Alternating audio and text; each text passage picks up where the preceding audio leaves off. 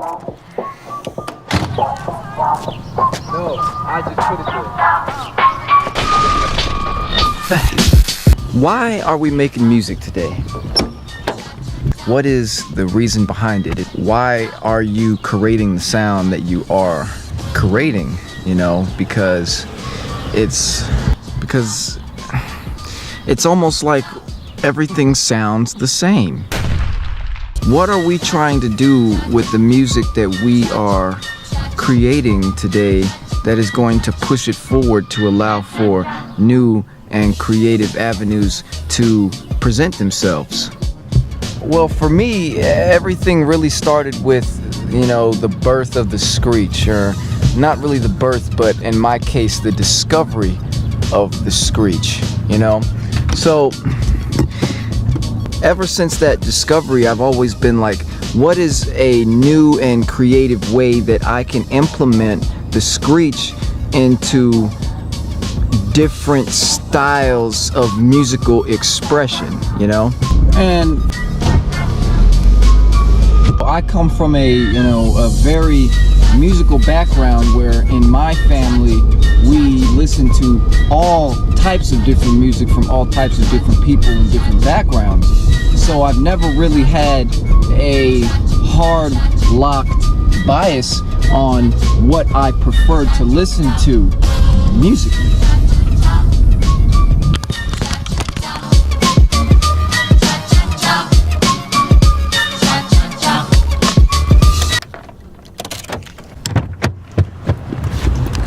So, you know, how can I bring something fresh to the market that is new and innovative that, you know, people haven't heard before? Just, you know, with Ugoki, for example, people said, you know, you're putting things together that you normally don't expect could gel, you know, together.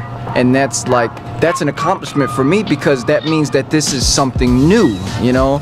This is something fresh within a style of music that has been around for a minute, you know, but we don't just want to keep creating things that we've heard over and over again just to satiate the status quo. So my whole thing is, you know, why are you doing this? What path are you trying to walk here with what you're creating? Are you trying to tell a story? You know, we've got, you know, the whole Hard City fan lore that's been created over the years that people can attach themselves to and say, you know, I was a part of that, or I watched this go from here to here, you know, and that's just, you know, something that is, you know, something that I find very attractive.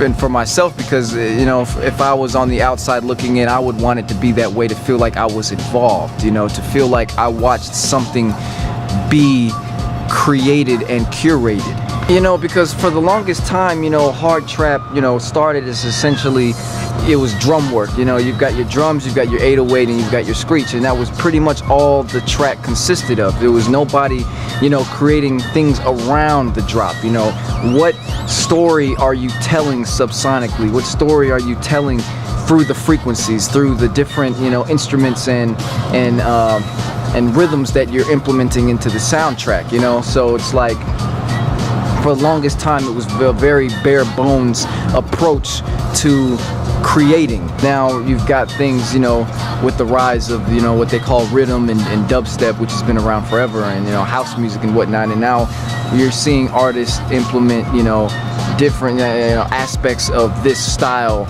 into those long-standing cornerstones of musical input.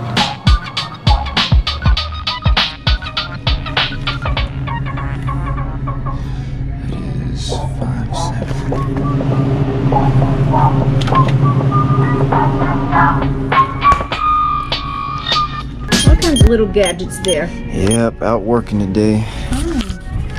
What, do you work for the telephone company? Oh no, I shoot videos. Oh! Yeah.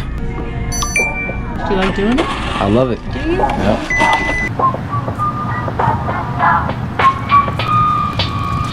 You know, I just wanted to shed some light on that, and, you know, give a little bit of my own perspective on my whole thought process on why I'm creating music, and really that's just to innovate and bring it to places that have previously not been thought of, or not necessarily not thought of, but not attempted. So yeah, food for thought.